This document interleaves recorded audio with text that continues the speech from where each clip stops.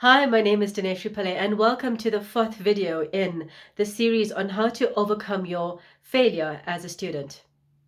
In this particular video, I'll be sharing with you 15 techniques on what you can do differently to study and prepare for your upcoming exam. There's a lot to get through, so let's get started. The first technique is to know as a student what you're fighting for in terms of the mark. Every minute that you have from the time that you are reading, the reading time, to the time that you are actually allowed to start writing and submitting your paper counts. So to work out what each minute counts in terms of marks, take the total number of minutes that is allowed for the exam and divide it by the total number of marks that's available for that paper. So as an example, let's assume that you're writing a 5-hour paper, that's 300 minutes, divided by, let's say, 200 marks as being the total number of marks for that paper. What you get is 1.5. 1.5 equates to the number of marks per minute. That means every minute that you spend over time on a particular question, it's going to cost you 1.5 marks for another question. Now, it might not seem like a lot, but it counts, especially when 1 minute goes to 2 minutes, goes to 3, and you overextend your time on a particular question. And if you ask any student who has failed an exam, they'll tell you how often they have failed an exam because of 1, 2, 3, or 4 marks. So every 1.5 mark counts. So upfront, know that mark per minute that you are fighting for. Number 2, you need to take an exam and sit under exam conditions. Time yourself. Be very strict with that. Start from the beginning of that question until the end, and don't finish until you've given yourself the full time allocation. Number 3, simulate the actual exam. Some exams are split over a day. So there is one section of the paper that's written in the morning, then there might be a lunchtime, and another exam question is given to the student for reading purposes, and then they complete the rest of that exam in the afternoon. And this is what I mean here. If you are writing one of these type of exams where the paper is split over 2 days or it's split over a day, then simulate that at home. Find a weekend when it's quiet, get up in the morning, and the exact time that you would start that paper for the actual exam is when you'd start the exam at home. The more often you do this, the more you practice mind techniques and you control your timing in terms of regulating your pattern for the day, so that when you write the actual exam, it's not this big surprise for you. You've actually prepared. I mean, that's how runners prepare for the marathon. You don't suddenly just wake up one morning and decide you're going to run the marathon. You have to simulate running over a period of time and get your body used to that running mechanism. The same thing happens with this. You need to simulate the actual exam and do that at least 5 times before writing the actual exam. Number 4 is to be very strict with your marking. When you are reviewing your result from sitting down for one of these papers, be strict with your marking. So don't look at something and say, oh yeah, okay, I almost had that question, and give yourself the mark for it. Be strict, because you're only denying yourself of a possible pass by not being strict. So you either got it, like you got the right answer, or you didn't. And if you didn't, then you need to be hard on yourself, because that's where the learning comes for you. Number 5 is to take the solution for the question that you have sat for, and you need to analyze the solution to your attempt in both directions. So you need to look at what was in the solution but was not in your script, and you need to look at what was in your script, your attempt, but was not in the solution. Why do you do this? Because by looking at what's in the solution and not in your script, you could potentially spot things that you didn't read properly. Maybe you missed something in the requirement. Maybe there was an integrated question and you missed that somewhere in the reading. So it was in the solution, but not in yours. Then also look at what was in your attempt, but not in the solution. So maybe you took a calculation and you spent too much of time on it, but the solution had a much quicker way to do that same calculation. So you can learn from the solution in terms of how to summarize your answer, how to structure your content differently. Pay attention to the marking script in terms of the use of language, the use of tables, the use of headings, and how much of marks they actually give for headings, tables, layout, structure. Because all those 1, 2, 3 marks, they all add up. I remember one of my lecturers said to me, in terms of getting that solution right, if the examiner wants it pink, you give it to them in pink. And what that means is maybe you would have preferred putting it in a paragraph, but when you look at the solution to that type of question, the trend is that the solution tends to be in a table. So when you are analyzing the solution, try to find the trends in how the examiners prefer the solution to be laid out. If they prefer the table, then give them the table. If they prefer a certain different structure, maybe a heading, a subheading, and then bullet points, follow that structure. So basically, if they wanted pink, you give it to them pink, don't give them blue. Next, point number 6. When you are sitting for the exam questions, aim to get at least 70% and above. You can't be sitting for an exam question and getting 40% or lower. How demoralizing is that? Can you imagine walking into an exam room and the maximum that you've gained at sitting at home and doing a question was 40%? It's demoralizing. So what you need to do is to take that question and redo it and redo it and redo it and redo it until you get 70%. Yes, you're going to do some other questions in between, but what you're learning is the technique of gaining the marks for that particular question. And what that does for you, firstly, it entrenches in your head how to answer that question, especially if by redoing it, you get much more crisper on your time management. And more importantly, it helps build your confidence because at least you're walking to the exam knowing that for your simulated questions at home, you've got at least 70%. Because remember, what happens at home sort of drops 10 to 20% in the exam. So if you're gaining 70% in a question at home, most likely you'll gain around 60, 55 in the actual exam, which is why I say aim for 70%. What else do you do?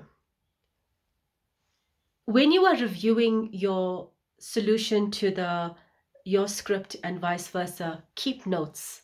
Make notes of all your mistakes. So at some point, you're going to be reviewing your notes before you attempt the next question. And point number 7, when you are looking at these different questions that you're looking at and you're attempting, try to find that ideal exam question. One of those ideal questions where there's a lot of integration with other content that you've studied. So I can share as an example, when I wrote my board exam, I might be writing or attempting a question on accounting, but integrated in it is some aspects of tax, some aspects of management accounting, or maybe some aspects of auditing. And that's what I mean by integrated questions. It's not just testing one understanding of content, but they're integrating a whole series of other content from your syllabus. When you come across those ideal questions, bank them, keep a register of those good questions. So what you want to do is closer to the time of your exam, you want to redo those ideal questions because they're so complex, they're so robust, and they test so much of different content from different angles. You want to make sure that you gain your confidence in it because that's most likely what the exam will test. Number 8, review past papers and find the trends. There's always a trend. There's hot questions that come up. There's a specific type of question that gets asked, or maybe there's a specific type of structure that comes through. There's always a trend. And what you want to know is the trend Find out what the trend is. Are you ready for that trend? Did you study that? If that question had to come up in your paper, would you be ready for it?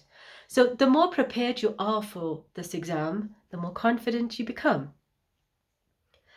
Number 9, most students make this mistake. When they start studying the topics that they like, that they're strong in, and they leave the subjects that they weaken for last. Now, that's a strategy for failure right there. You can't do that. I mean, that's like saying, you're going to attempt a big race and you know that your breathing is not right, but yet you don't pay attention to improving your breathing. You can't leave that for the last. So, before you even start studying, go through the syllabus and make a list of all your weak areas. Remember, you are repeating this exam, so you know your areas of weakness. You know those topics that you didn't study properly. You know those topics that always get to you. And if that question has to come out, it might just create a lot of fear. What are those topics? You want to start off your study table, start studying with those topics in mind. So become really good at your weak subjects first, and then you start focusing on your areas of strength. Number 10, you need to figure out for yourself, if you're a full-time student, when is your peak time of the day in terms of studying.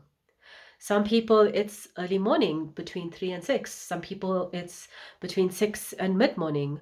Other people are sort of midday, mid-afternoon. Most people peak in the evening. So whatever your peak is as a full-time student, make sure that you are most focused at that time of the day. And if you've got other chores and duties outside of studying, then you do that outside of your peak hour. If you are working and studying, I'm suggesting that you put yourself first and learn to wake up a little bit more earlier that morning. I used to wake up at 3 in the morning and I used to study new content between 3 and 6 o'clock in the morning. I used to go to work, and in the evening, whatever I studied that morning between 3 and 6, that same evening I did a question on it. Why is that? Because after a full day of work, I'm tired. I can't be studying theory in the evening because I'll sleep. But by doing calculations and an actual exam, it sort of keeps your brain active. So by following that technique, it allowed me to manage my theory in the most quietest time in the morning. I found that by waking up early, it's such a spiritual time of the day. It's quiet, there's no one else awake. You are your most alert, you've had a good night's sleep. You haven't got the thoughts of what happened the previous day because you've slept. And you get the most done in the morning. For me, studying in the morning for that 3 hours was worth 5 hours during the day. I just used to get so much of work done. So it's a suggestion. And yes, it's a bit of sacrifice. I do get that. But it's a once off. You're repeating this exam. You've sacrificed a lot, as you've already alluded to in the previous video where I asked you to count the cost of your failure. So just put in this extra effort. You'll reap the rewards in the end. Number 11 is to fight for every single mark. Once you understand that mark allocation and how many marks each minute counts, it puts a different mind frame, because then when you are sitting in the exam, you're like, right, you're focused. You know that every minute counts 1.5 marks. And as a consequence, you're going to fight for every mark. Now, important point. If you get a tough question, and major exams like board exams have this tough question, know that you'll never fail because of a tough question. You usually fail because of the easy questions. Why is this? Because with a tough question, most likely all the students found it tough and they can't find them. The board or an organization can't fail a whole group of students, which is why you'll never fail because of a tough question. So if you get a tough question in the exam, your duty is to give that question its full amount of time. Show your workings, explain reasons, give your assumptions for things. When it comes to calculations, show all your assumptions, workings, and thinking behind a solution. Why do you do that? For tough questions, they normally go and get that reviewed, and there's an adjusted marking script. And based on the adjusted marking script, then there's a little bit more marks that get allocated. So usually, if you had given that full attempt to it and showed all your workings, you gain a few more marks than you would for an easier question. So the principle is to follow the herd. If the herd, which is the group of students attempting the exam, is passing a particular question, then you need to pass with that herd and stay with the average. If you are going away from that herd, most likely you're going to be one of those that's failing. So stay with the herd. The herd is passing the question. The herd is getting on average 60%. Then you need to get on average 60% for that question. So therefore, you'll never fail an exam because of a tough question. It's usually because of the easy questions that you would fail. Number 12, the night before the exam, the day before, just rest. I never understand why people will swat the whole night before the paper. Your brain is tired. It's been studying for years or months, building up to this. You need to rest. Give your brain a rest. Trust yourself that you've done what you need to do before this exam. I used to go and watch a movie, go and exercise. I used to, basically put all my books away, put my timetables away, and all I had was what I needed the next day to go and write the exam. And I found that just resting in that way allowed me to be a lot more in tune and focused on the day of my paper. Great. Now, where are we? 12. 13. In your exam schedule, take regular breaks. This is mentally draining. So at some point, having some form of exercise, even if it's walking or doing some mild something, is going to help you just keep that momentum. Meditate. As I said, this is mentally stimulating and it's draining. So meditate and go back to some of the words that you've written in the earlier exercise to remind you why this exam is so important. Because in those moments of meditation, you become more focused and you become more crystal clear as to why this thing is so important for you. And finally, actually, two more. 14. On the day of the exam, leave early. Go straight to the exam room. Avoid other people. I hate those talks early in the morning just before the paper. Are you ready? Did you study this? What if this comes out? What would your answer be? You don't need that. So stay away from people in general. If you see your friends there, just say, hey, hi, how you doing? And then go sit quietly because it's a moment of focus and you don't want outside noise in the form of anxiety disrupting your mindset. After the exam, depends if you've got other papers. Also rest, do some mild revision if you need to, but rest and relaxation is really important for you. Food that you eat the night before is critical. If you're writing long exams, you need to eat foods that's going to sustain your energy. Now, your diet is going to be very different to mine, so I would suggest that you investigate that on your own and just eat meals that's going to sustain energy. Examples are pasta, as an example, the night before. That's what I used to eat. So you find something that's going to work for your diet and any intolerances that you might have. After the exam, you can't do anything. What's the point of doing a post-mortem? So go home, know that you've done everything, but avoid doing a post-mortem on this paper. And what I used to find is that it's no use, saying to people what your expectation of this paper is. So if someone says, hey, how was the exam? Don't say, "Oh wow, yeah, no, it was actually quite good. I enjoyed the paper." Uh, Honestly, you don't know. I've personally experienced that when I thought I passed, I failed, and when I thought I failed, I passed. You just don't know. So just rather stay neutral. So if someone does ask you, "How did you find the paper?" rather just say, "I gave it my best attempt. Just pray for me that I pass." Full stop, done. And literally, I do believe in the power of prayer. So from the time that you complete this exam to the time that your results come out, just believe in the power of prayer. And the fact that based on your study schedule, you have done everything to give it your all, and whatever happens, happens. You can't change that. Okay. And then